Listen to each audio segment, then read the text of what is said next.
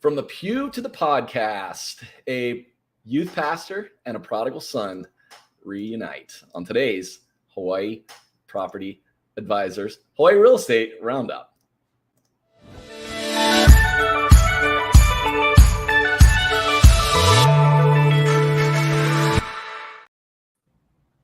What is happening? It's Hal Wilkerson again with Hawaii Real Estate Roundup, doing a little different show today with a good longtime friend of mine, the one and only former pastor, Mark Romano. Do you still go by pastor, by the way, Mark? To some, it depends. Yeah. I've kept the same email address. So sometimes I'm at a checkout line at a department store, or as people commonly will ask you, can I capture your email address? And I'll go Pastor Mark Romano at Yahoo, which is like north of 20 years old. And then that stimulates. So are you a pastor, or where do you pastor at? And then I have to go down different rabbit trails to try to answer that. Well, let me give a little backgrounder on you for the audience. Yeah. So Mark Romano in St. Pete, Florida. Although actually, what town are you guys in now? I forget. I live north of Tampa in an area called Spring Hill, but Tampa Bay area. Yeah, Tampa Bay area, Florida. Pastor Mark, or Mark as we call him now, or I don't know. You'll always sort of be Pastor Mark to me, but at any rate, Mark and I knew each other way back when in my formative years. As a junior high and high school young man, and have kept in touch over the years. Mark has done, first of all, he did an amazing work as a youth pastor at a very large Assemblies of God church in the Jacksonville, Florida area, the Evangel Temple Assembly of God. Shout out to Jordan Wiggins and the family at that ETAG there. But and then from there, Mark was with a group called Teen Challenge, which was a men's sort of mentorship group or program for gentlemen that were leaving the an addiction lifestyle and dealing with addiction and things of that nature. And then from there, Mark, I think, was it from there that you moved into your current role, Salvation Army? That's correct. Yeah. Okay. Right about 15 years ago. Yep. Okay. And so today, Mark is with the Salvation Army organization. You are a large donor, sort of management. Tell me a little bit about your role. What do you do at Salvation Army? Sure. I have the privilege of helping people through estate planning and legacy gifts. So now, not outright giving where someone wants to leave $100 or put $50, in a envelope, but I'm privileged to work with folks that want to leave a legacy through their will or trust or beneficiary designation. So we refer to it as estate planning, planned giving, deferred giving. Most of this doesn't happen until people meet their demise, or in the Salvation Army vernacular, we say until you're promoted to glory. Sure. Yeah. Well, that's right on, man. Well, it's great. And Salvation Army is a great organization, and I know they do a lot of good work in the world, and so it's cool. But Mark and I, we've got all kinds of amazing connections. We've shared an affinity for tech. We've shared an affinity for communication. We've shared an affinity for current events. I mean, we've just talked about the gamut over the years.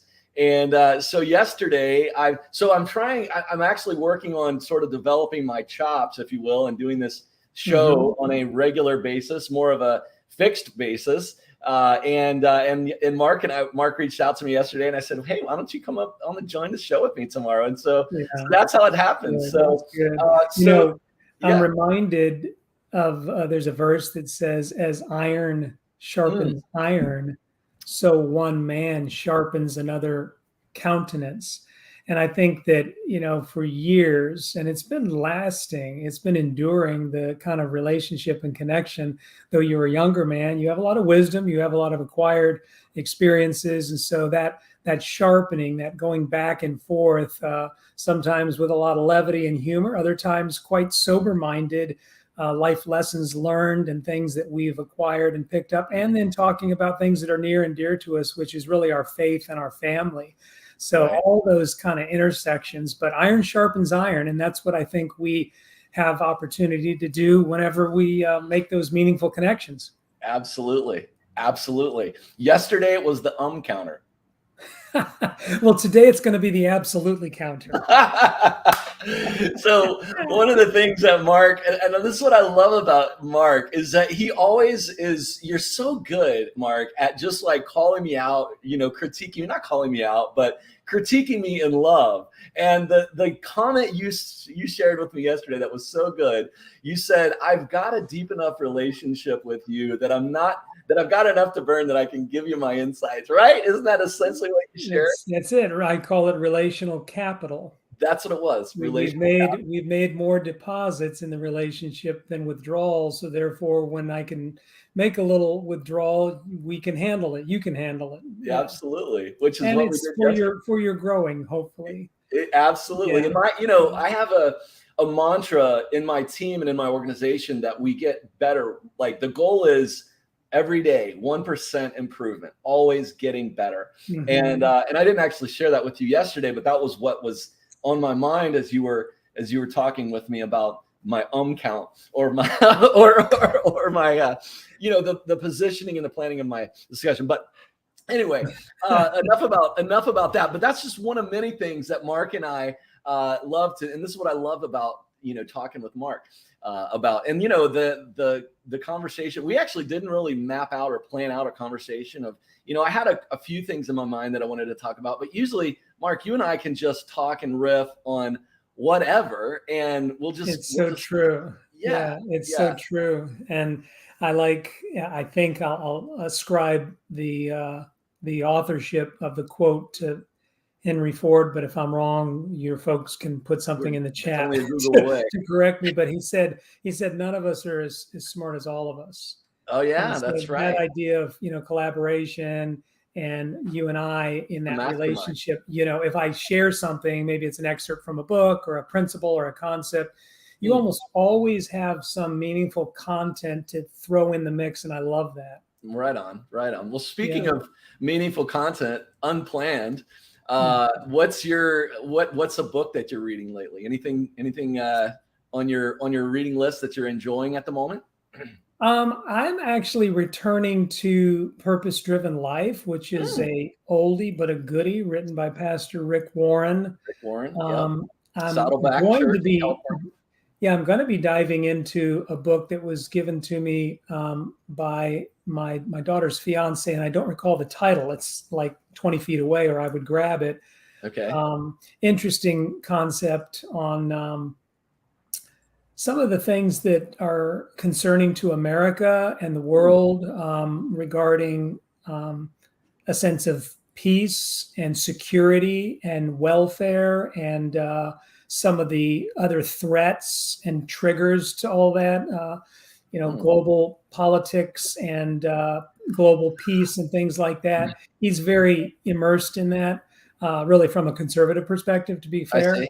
I see. And I forget the title of the book, but that one that's waiting for me. Okay. And then always I have to give a shout out, like you gave shout out earlier. And this isn't necessarily a book or a novel, but it is a devotional that's my go-to devotional. And it's My Utmost for His Highest by Oswald Chambers. And so I think really anyone who's a Christ follower, I would highly recommend that. Yeah. That's a daily rhythm. And then in the scripture right now, I'm studying John chapter 21. So it's not really a book per se. Well, it is a book in the Bible, but you'll find 21. Things, more of a faith-based leaning from me. Yeah. Oswald Chambers, that's another thing I love. Mark shoots Oswald Chambers to me periodically. I'll wake up at, of course, I'm 6 hours behind Florida. And so when Mark, it's 6 or 7 a.m. whenever. Yeah, he gets it a ding at midnight. He's like, why is he bugging me? Does he know I'm trying to sleep?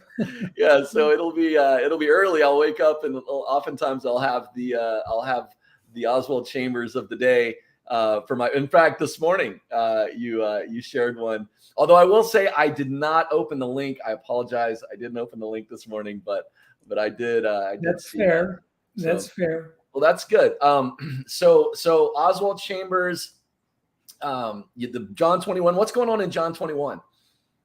That's the final chapter of the book of John, and Jesus in John 20 had already been crucified, buried, and then resurrected. So this is his appearance, his post-resurrection appearance. So interesting conversations. That's where you have the whole piece of doubting Thomas. Yes. Won't believe him unless I can put my hands and touch him. Touch the hands and touch the side. Right. Yep, Doubting Thomas. That's revealed in there. And then the beautiful thing about the closing of that book is that it says not enough pages could be contained or written about what he did or accomplished. In essence, I'm paraphrasing. Yes, yes. The life of our Lord. Was it the end of John when the Transfiguration is recorded, or is that Matthew? I forget. Or not the Transfiguration. What is the when Jesus actually went, he left the earth at the end? That was the end of Matthew, or was that recorded in John? I don't remember right off. Or shall we go to the scripture? Well, I don't think it's recorded in John, and now you're challenging me, so forgive me, but I'm in my Bible app on my phone trying to get out. to it. I'm going to do the same.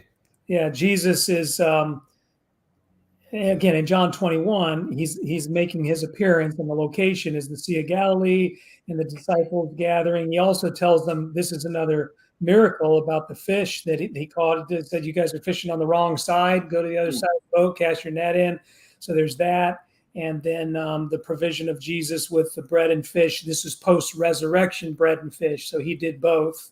Right. And he's also where he calls into question, do you love me? Yes, Lord, I love you, with Simon Peter. Then feed my sheep or feed my lambs, as some introduce. Yes. So that's what I'm kind of seeing. And okay. Yeah, I couldn't recall, but I know the Great Commission is at the end of Matthew, and I know he basically Matthew 28. He presented that right before he was taken to heaven, and which is just remarkable. To think about. So let's bring it back to not the Great Commission. Bring it back to current events.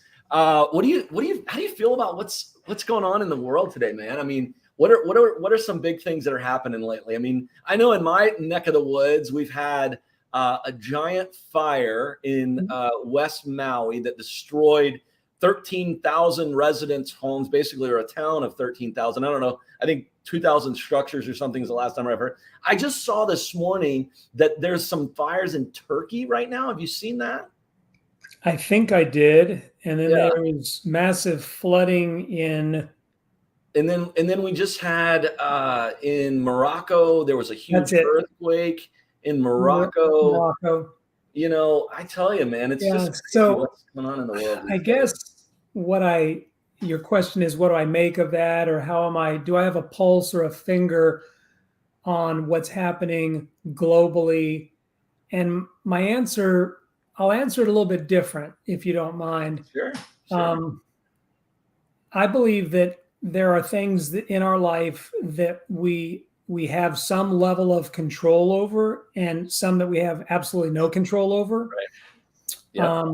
It's true. And I would say this has only been maybe recent. I used to consume a lot more news and content and data, just generally speaking. I love data. Sometimes it's facts, statistics, factoids, interesting things. I consume just all kinds from a variety of things. Yesterday, we were talking about podcasting. Who are your top 3 or 5 podcasts? Who are you listening to lately on the pods? All that kind of stuff.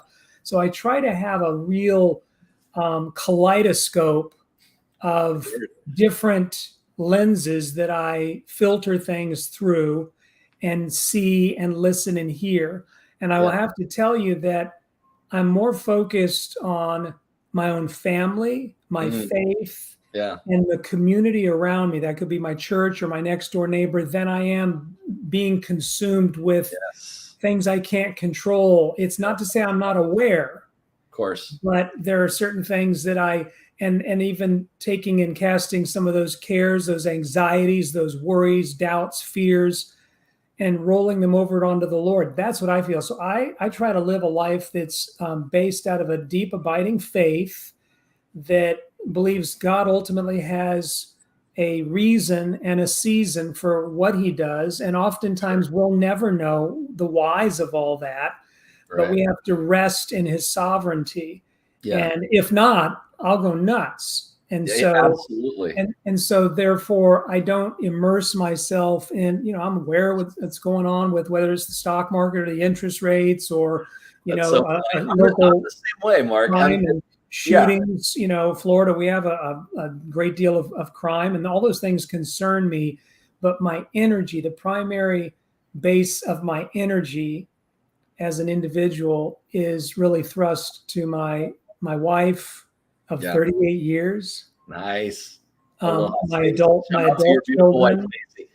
Yeah, and the network or the sphere of influence that God has given me at this season in my life. And that my mantra, and you didn't really ask this, but I'll kind of go there, is every day that I wake up, of course, gratitude, but our pastor challenges us each year to come up with a word of the year, and what that good. might be for you and what that might represent, and pray about what that is. And so kind of the word of the year, and how my word is and has been value. And that's not like trying to go to Walmart and get a good value. It's adding value to others That's daily. good. And I want to have a cognition of that. I want to have a heightened awareness Yeah. of that. How can I do that? How can What you does add? that look like? What does that represent? So Yeah. it kind of takes you outside the scope of all this frenetic, crazy activities and who's leading what, and some things that are just absolute train wrecks in my mind of how people Yeah. get into places of power and position and control and so on and so forth. And I focus on, okay, what can I do today to add value to humanity, my neighbor, my wife, my children? And so there it goes, like that. Yeah, no, that's good, Mark. And I'm so glad you mentioned that, because I have over the last, I mean, let's be honest, like the world in the last 3 years has we're in a new chapter, who Absolutely. you and I were personally and professionally, I would say personally as well as professionally in 2019 and before, it was different than when we are today. It is. And I really that's so interesting, because I kind of had that similar revelation during the last few years at some point, when I was just so frustrated and so angered, might not be the right word, but there was Yeah. there was a deep seated like discouragement over what was going on in the world, and how I was able to respond to it and react to it, and not being able to control. And like you said, Right. you've got to, I remember it may have been you, there was someone in my youth that said, you've got to control what you can control. And that's, if you can control it, focus on it. But if you can't control it, it doesn't matter. And I've really, and there, from a spiritual standpoint, obviously there's a faith component that comes along with that. But essentially, I've come to realize over the last couple of years, those two things, my family is the most important thing that matters, because I can control my love for my family, my provision for my family, my care for my family. Right. And then I control my faith. Right. And, there was a gentleman in the 80s, Dobson, I think it was, he had a ministry called Focus on the Family. It may still be around. It is. But, James Dobson. Yep. James Dobson. There is no, in my opinion, there is no better thing for us as believers in 2023 than to focus on the family. I think he was decades ahead of his time, or maybe I'm just matured as an individual. Yeah. Both personally, maybe both. Maybe both. To really, to realize that is all that matters, is family, friends, and faith. Like the sphere that we live in is the most important thing.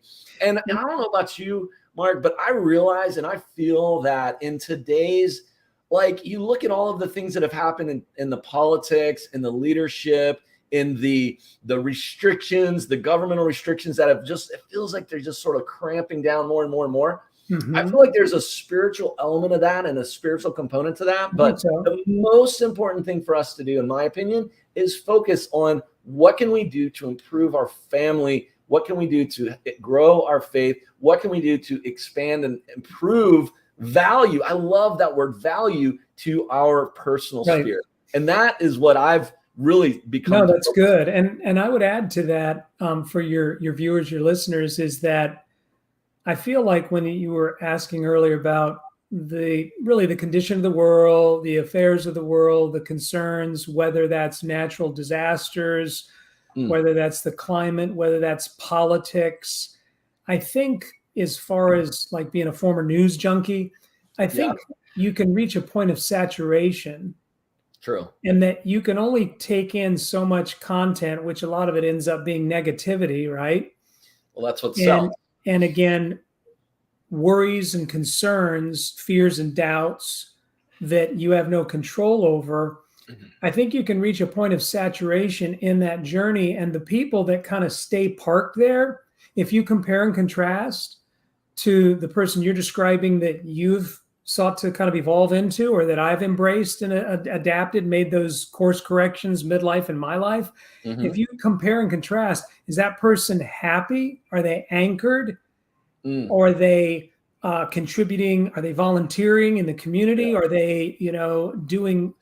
I would bet that there's probably some more elements or layers of dysfunction in their life, because it can be a trap to keep you trapped in that, and it can lead to negativity. Absolutely. So that the point is, when you saturate yourself with content, and that happens through all these different platforms and streams of the way we receive and view and take in content, right? Yep. That I think you can so I flip that script and I say, no, today I'm going to wake up and I'm going to journal, I'm going to read, I'm going to exercise, I'm going to kiss my wife goodbye, and I'm going to make it my ambition. How can I add value to someone else today? Yeah, well, that's good. And so it doesn't make the other stuff go away, right? Whether it's an earthquake or a flood or a fire or some decision made politically that we clearly oppose, it doesn't make those things go away. It just makes me a better me as to how I navigate through those things. And if I really want to affect change, then I need to get in the arena of whatever it is that can help affect change in that space. You know how I feel that is the best way to affect change is one of the first things that God said to Adam and Eve is he said multiply, go forth and multiply. And I think through our children, through our offspring, again, taking it back to the family, focusing that emphasis on raising good children that are going to contribute to the world. That's one of the biggest ways, in my opinion, to affect that change long term. You've got 3 beautiful children, a grandchild now. I think one of your daughter is getting married in a month or so. 3 weeks. 3 weeks. Yes. Oh yeah. Yes. I've probably got the day counter, The father of the bride as we speak. Yeah. But I think and we don't need to dwell on this part too much longer, but I think that's one of the ways that we can do that is through multiplying and then raising great and amazing children that can then go do the work. I mean, I could try and get involved in politics. I could try and affect change through policy. But man, it's crazy, man. In 2023, Mark, I feel like that ship has sailed. I feel like for me, like to get into and I've been in leadership roles, and leadership is important. Don't get me wrong, but it just feels like this season, it's like, man, it's time to focus on our families. It's time to bring real value in our children, our children's children, raising them up, that next generation, so that they can hopefully, prayerfully make a difference in the world. Yeah, no, I love that. And if I can actually play off of the passage, because you were really referencing Genesis, you said to multiply, but in that same passage, it says be fruitful and multiply. And so I'm going to look, and maybe I'm taking a little bit of liberty with the scripture, but the fruitful part is kind of what we've been talking about the last few moments, adding value. Blessed, I am blessed. You are blessed to be a blessing. The gift, the principle of reciprocity, given it shall be given unto you, pressed down, good measure, shaken together and running over. And so being fruitful, if we focus on being fruitful in our lives, that can take a lot of different directions, like what is fruitfulness.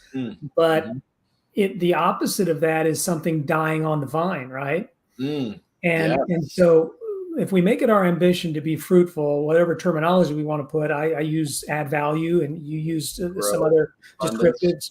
Yeah. I Add would value. I would pair that though with another chapter in John 15, and I'm wearing the pastor's hat for I am just a the true second, if vine. you'll allow me.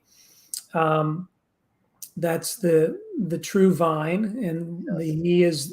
we are the branches, and he is the vine. And the interesting dynamic there, if you study it, and there's books written about it, is that for growth to occur, it requires pruning, Mm, a snipping away. yeah. And usually in life, that equates to suffering, pain, tragedy, oftentimes. You've experienced that. You know firsthand what that's like. Yeah. But that's oftentimes talking about fruitfulness, okay? Talking about blessed to be a blessing, talking about sowing into others, being others minded. In fact, the founder of the Salvation Army was a gentleman by the name of William Booth in the late 1800s. And on Booth's epitaph, there was only one word scripted. And sometimes I'll just riff and I'll say to someone, can you guess what that word is? And the word Hal on his epitaph that stands to this day is others. Ooh. It's powerful. Yes. It's powerful. So, point being is that when we are pruned, in order to grow, there must be some pruning. Right. Scripture also says he chastens those whom he hates or despises. No, it says he chastens those who he loves. True. You go, man, you must be loving me a lot today or this week because I'm getting a lot of chastening, right? You love me a whole lot. Right. The idea of fruitfulness, sometimes we can't bear a great amount of fruit in our lives unless there has been or is some type of pruning, and that can relate to pain or suffering or setbacks and things like that. Depends how you view it, right? Yeah. Yeah. Because for every setback, I think there is a comeback that God allows. Oh, that's good. Depends how you view it. Yeah. Right. A pruning. Be fruitful and multiply. You're right. Not just multiply, but be fruitful. There you go. And that's what we do is in my opinion, when we focus on our families, we are, in order to add value to them, we sort of it requires fruitfulness. Yes. And so we as leaders and as providers, we must sow the seed. You just said it. Yeah, took the words right out of my mouth. So it comes down to seed sowing, and you're sowing seed into your daughters, and you're sowing seed into your wife and into your coworkers. You know, it's an endless task, but it's an endless treat.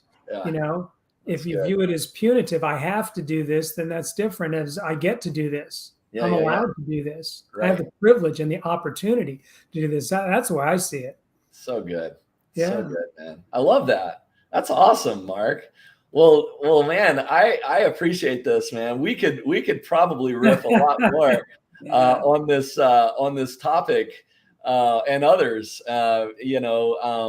In fact, I'd love to sort of riff with you on a few more things along that way. But I feel like this has been good, and I think this is probably a good stopping point for us, my friend. But yeah, you gotta plug Hawaii Property Advisors. Well, of course, I want to hear something. Yeah, no, absolutely. Well, I mean, that's what we do. I'm a real estate agent. Hawaii Property Advisors is my brand, and that's one of the things that we do is on my podcast is I like to review Hawaii properties.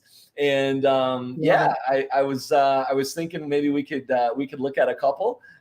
It's kind of would you be open to looking at a couple and walking through them? Go for it. Yeah. Well, perfect, man. Well, let's do that then for our viewers that are here watching, that are Hawaii real estate aficionados. Let me pull up some for today. Oops, let's see here.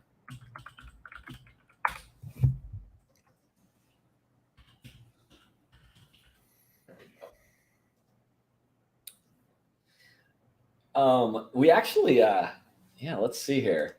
Let me pull up my screen share here, and want to show this to the crowd. Let's see, present, share screen, entire screen. And there we go. All right. So now, Mark, we're switching gears to real estate here. How's the real estate market been in Tampa, by the way? Is it cooled off a little bit from the pandemic? Yes, and I can speak to that because I met, I think Monday, with my friend who is a realtor. He's been a realtor probably 25, 30 years in the county I live in, Tampa Bay area, but Pasco County. And yes, prior to that, pretty robust. And it's cooled off, the pricing, and I think, and the amount of listings and closings and all those correlations. Yeah. Okay. Well, it's interesting. We've seen a little bit of a change in the Hawaii market, but it's still continuing to chug along. And the interest rates have dropped things a little bit, have cooled off things a little bit. But I think that's a valuable thing. But it's been interesting to see the last couple of quarters. Well, cool. Well, let's look at it. So this is the number one listing. It's in the Waiea, which is an awesome building in Kaka'ako. So this is the highest price listing on Oahu this week. And this is 1118 Ala Moana, number 2101. We're looking, it's been on the market for 1 day, 2,300 square foot, 3 bedroom, 3.5 bath. It's got beautiful ocean views of Ala Moana and Moana Beach Park. The Moana Beach Park. Waiea stands for Water of Life, Honolulu's flagship luxury residence and award-winning Ward Village. This 21st floor, 3 bedroom, 3.5 bath, 2,300 square foot residence, been furnished and modified by Honolulu's Clifford Planning and Architecture, where an enhanced layout opens up the view channel from the kitchen and brings a grand presence to the primary living area. A 366 square foot lanai, which is huge by Kaka'ako lanai standards, connects to the main living area through panoramic sliding door, bringing a new level of indoor-outdoor lifestyle to condominium living. Adding to the sense of high-end living, arrive home via your own private ocean view foyer, unique to a handful of residences. Yes, I've seen one there in that building. Features include a designer chef kitchen with melee appliances, resort-style primary suite, double walk-in closets, ultra-luxe ensuite bath, 2 additional ocean view bedrooms, high-end flooring cabinetry finishes, and appointments throughout. Yes, Kaka'ako is Honolulu's most convenient upscale neighborhood and includes Whole Foods, South Shore Market, and Ward's Village's many shops and eateries, with, of course, the Ala Moana Beach Park directly across the street. Take a look at this. Yes. How about them apples? Beautiful. I want to come. $6 million, and this baby can be yours. 6 million. Yeah. So this is the Ala Moana Beach Park across here. You can see they've got tennis courts here. And this is the Magic Island back here, and this is Diamond Head. I just learned something interesting about this little Magic Island here before I move on. So why is it called Magic? Why is it called Magic? Now I don't know why it's called Magic Island, but what I just discovered this morning is that in the late 60s and the early 70s, Kaiser, which was the name of a very well-known, he actually established, he was a land developer. He established a hospital network out here. He developed Hawaii Kai, which is a town in East Honolulu. He was intending to use this spit of land, which was developed as a result of them dredging out both the Alawai and this little frontage of Ala Moana Beach Park to do a resort zone. He was planning on doing a resort zone right here. And I'm telling you, it is magical, because from its position, you're seated far enough out where you have got unobstructed views of Diamond Head, which is the coup d'etat of Honolulu living. Yeah. You've got unobstructed views of the sunsets to the west, sunrises in the east. It really would have been a magical place had it succeeded in its plans originally as a resort zone. Unfortunately, in 1970, the decision was made after a significant amount of public backlash and outcry to not build a resort zone there for a variety of reasons. And so it was deeded to the city and county, and today it is now a city and county park called That's Magic protected. Island. Gotcha. It's an amazing spot. And then from this building, you can literally, they're actually building a pedestrian walkway to walk across to this park, which is, it's got an easy access. It's got a very nice walkway that just goes around, and then okay.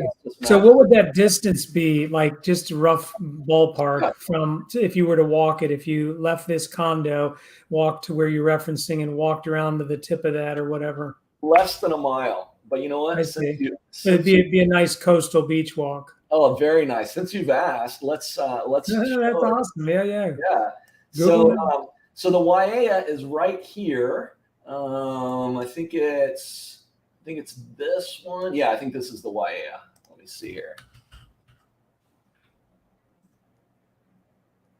Oh no, I'm sorry, I was one wrong. And yeah, so I see where and so it's down here nearby a marina. Is that what I'm seeing? A marina? Yeah, this is Kaka'ako, or this is Koala Basin is what it's called. And so they actually, it was interesting. This, I believe, at one time was actually connected, or they were intending to connect this.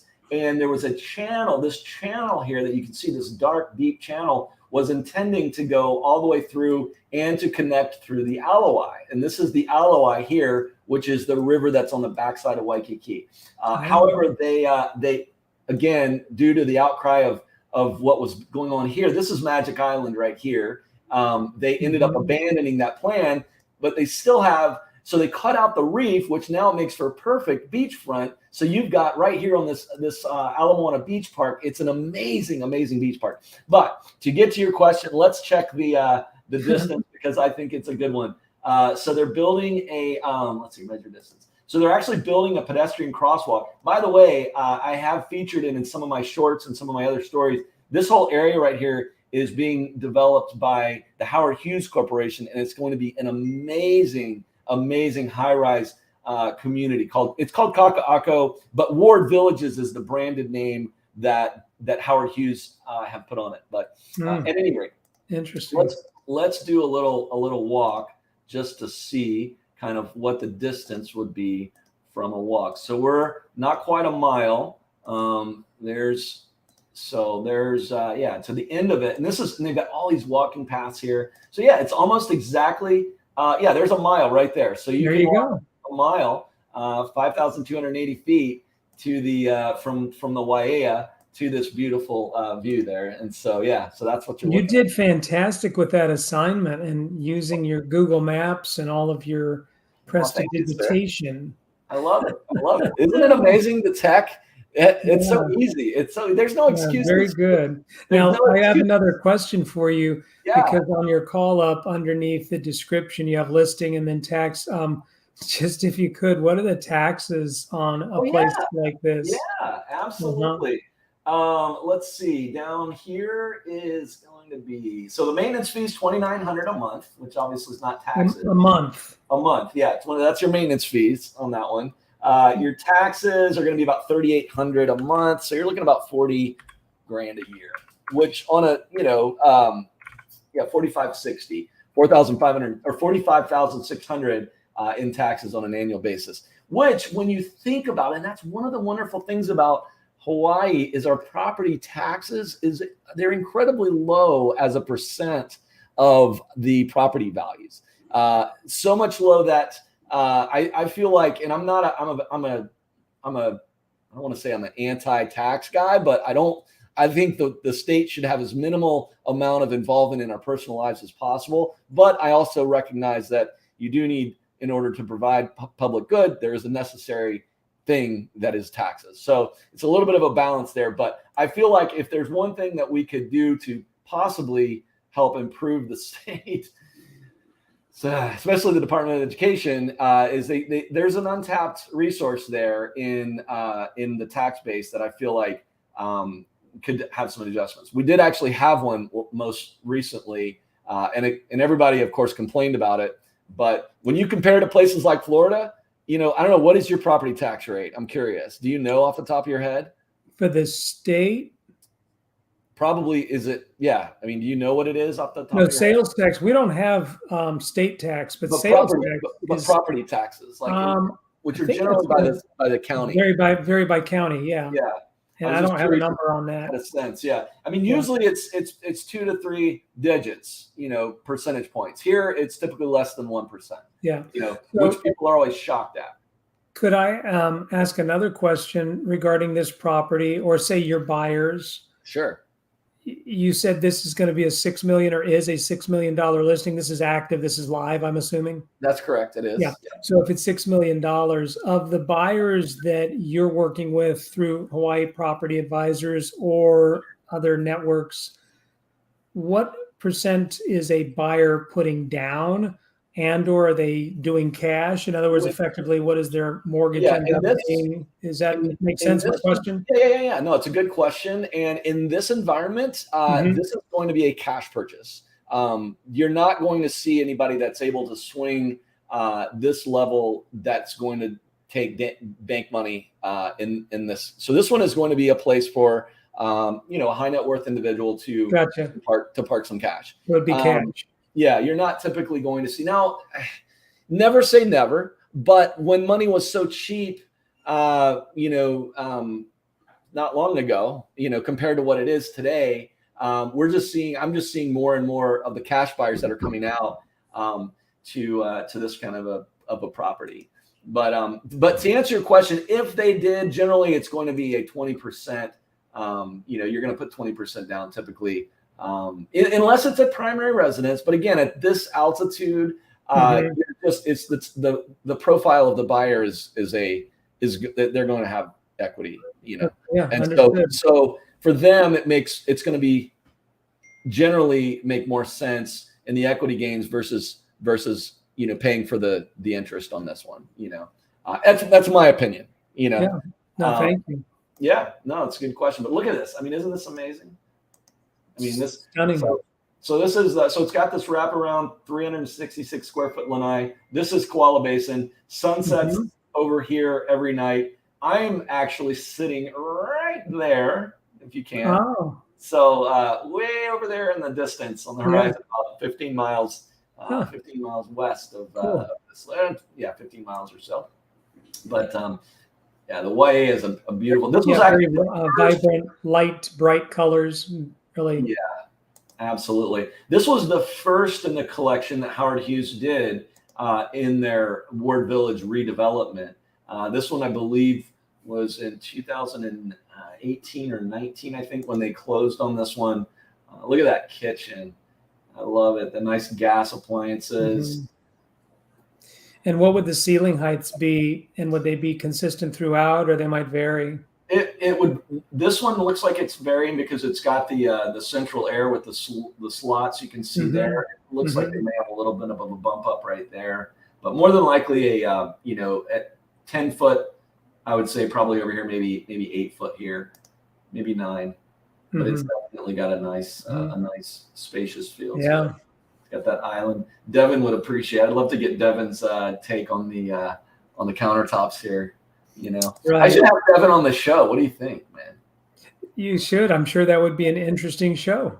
Yeah, for sure. We could talk countertops. He was just texting me this morning. We were talking about, I was letting him know that tradesmen in Hawaii are, you can come out here and make a mint. We have so many tradesmen that come from the mainland. Well, not so many. We don't have enough, honestly, to come from the mainland because there's literally more high-end work than there is. I was just going to ask you, is there a shortage of workers or production?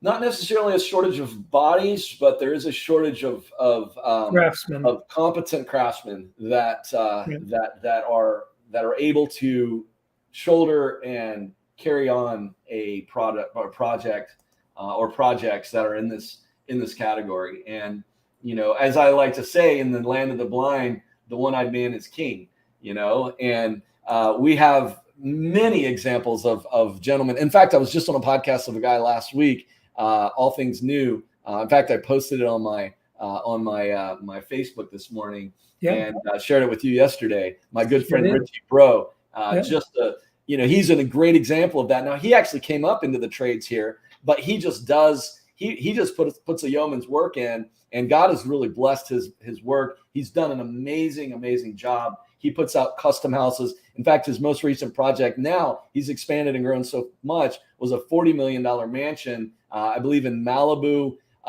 California. And it's just an unbelievable product that he's done. He also does oceanfront luxury here. But it's like there's a shortage of contractors that operate at that high level. And it's not something that you can just come in and turn on the switch immediately. Obviously, there's a ramp up time, but there's absolutely a market for it if you're willing to. You were telling Devin he ought to dip his toe in that. I told him. I said, man, actually, Devin actually texted. We got a group chat text with me and him and another old friend of mine and Dwayne. And so, we how it is. Guys just have we just kind of riff about things, laughing about this. That's where we can send the uncensored, shares that we laugh about, but we wouldn't share on Facebook. Did I say that out loud? but anyway, we have this little text group, and he actually was. I forget. I was mentioning that I was going to have you on the show, and he says, "Oh man, I should come out and be do some work out there." And I said, "Man, you should." So anyway, I don't know how I got on that rabbit trail, but. Beautiful property here. Well, you were talking about the beauty of the kitchen countertops. Oh, yes. That's what took you down the trail, I think. That you are correct. You are correct. And that's the kind of work that Devin does. Yes. Is that high end. In fact, I would venture to say, let's get back to that island. Devin, I mean, this is it's nice. It's definitely non-assuming. It's an unassuming countertop. I think Devin could probably do a waterfall countertop on this thing and make it even pop even more if it were his handiwork. But again, that's just me, knowing some of Devin's work that I've seen. Yeah. But at any rate, fair. Yeah. But yeah, so we're looking. You're looking to the west from here. This is what are those called? I can't think of those twin towers right now. But this is sort of the older area on the west end of Kakaako. This is sort of the main artery that comes down here. This is the Ala Moana Boulevard, Nimitz Highway farther out. Actually, the airport is going to be right there. So you can actually see a pretty good spot of the airport from there. But look at that, Matt. Look at that bath closet. Unbelievable. I am, yeah. Yeah. So. And remind your viewers which, I know the address is up there, but which particular condominium complex this is, or this is Kakaako, the Howard Hughes development. This specific building is called the Waiea. Thank you. Water of Life, the Waiea. Yes. So soaker tub. That view is looking south. There you can see the reef from outside the Ala Moana Beach Park. This is very nice listing. So this is the high end. This is the top of the stack for this week. And this is your private entrance. So this is your private elevator and your foyer. So you've literally got a dedicated foyer here with your own private elevator entrance. And then that's going to be the door to the unit right there, 2101. So it's got a infinity pool, lap pool over here off to the west side of the building. Nice deck. Your common areas here, probably like an owner's lounge or something. Conference area, conference room, theater, media room. Again, this is a common element. Look at that grand piano there. Oh, that's wonderful. Nice touch. Yes, with a big screen. And looks like sort of another amenity library area kind of there. But yeah, Howard Hughes has done a very nice job with this community. It really, really has. I actually love it. Howard Hughes, Hawaii.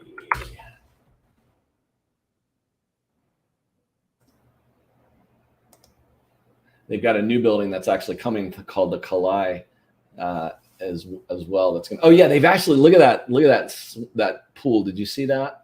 They've got one of their buildings has got this pool that's hanging. It's an overhanging pool. It's up like, I don't know, 15 or 20 stories, and it's magical.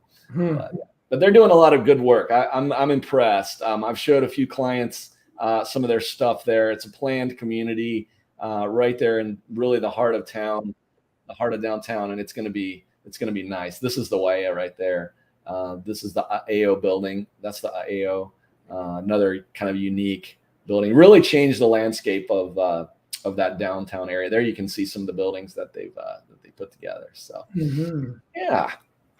Anyway, well, sir, I think it's been good enough. We've gone 50 minutes here, sir. Yeah. And Mark, really appreciate you joining me, sir. And thank you. Yeah, thanks for joining. Thanks for reviewing. Thanks for sharing your heart. And it was really good to kind of chat through some of this stuff. You know what? Let's give a plug. So if there's anyone, we are going through what I like to call the silver wave, right? As the baby boomers are growing and moving on, there's families that are having to determine and make decisions as to where they can put assets. And I want to just take a moment and plug Mark Romano with the Salvation Army, which is an incredible philanthropic organization, Christian organization. And Mr. Mark Romano would be a great resource. I would think you would probably be able to be a consultant of sorts in some ways if someone was thinking of possibly making a donation in kind to the Salvation Army. Is that something that you might be able to help with? Yeah, likely. I mean, that's a great question, and it wasn't necessary to kind of go down that path, but that's what I've done the last 15 years. And so we still see people in this day and age being, they call it generational wealth transfer as a term. And we're still seeing a lot of that. A lot of folks are still generous. It's interesting in my space, they say, that what area are you in? I would say I'm in the area of fundraising, but I jokingly told a colleague, I said, they're the ones that have raised the funds. I haven't raised anything, maybe facilitated their philanthropy, their generosity, and maybe help them find a place to deposit that. But they're the ones, the generosity of the donors, they're the ones that have raised the funds. And so, sure. I mean, we're still finding, and people do it for, tax preferred reasons. People want to save on taxes. So that's always a big element, especially when you get up to higher net worth folk. Yep. That's a big consideration. So whether it's the Salvation Army, or there's a lot of other good charities out there, but we believe that our brand and our mission, in fact, we are there in Hawaii, helping people on the ground still with respect to the fires and such a tragic thing. And our hearts go out to all those people affected and impacted, but the Salvation Army is there, boots on the ground. Yeah. Helping with disaster relief, which is one of many of the programs and services they offer. So, but thanks for the shout out. Yeah, absolutely, Mark. Well, it was sort of a natural progression here. I just wanted to say for having you on, but regardless of that, my heartfult gratitude to you, sir, for all that you've poured into my life since Can I throw in an absolutely? For the counter. Yes, absolutely. There you go. Awesome, man. Well, to our viewers, thank you guys so much for checking out the Hawaii Real Estate Roundup with me, Hal Wilkerson, and our special guest, Mark Romano, today. Until next time, take care. God bless. Aloha. And Mark, thanks again, buddy. This has been really fun. Yeah, thank you. Blessings. Yep.